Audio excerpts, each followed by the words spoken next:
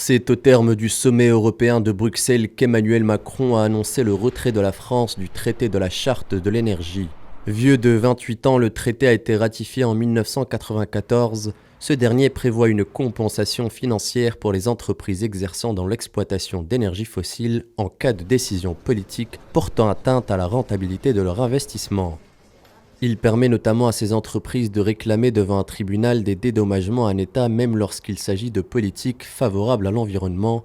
Longtemps décrié par les mouvements de protection de l'environnement, l'accord est considéré trop favorable aux géants de l'énergie. Depuis sa signature, les investisseurs ont déjà déposé plus d'une centaine de plaintes pour un montant de 85 milliards d'euros. L'Allemagne, à titre d'exemple, a dû payer 4,3 milliards d'euros de dommages à des entreprises exploitantes de charbon. L'Allemagne, à titre d'exemple, a dû payer 4,35 milliards d'euros de dommages à des entreprises.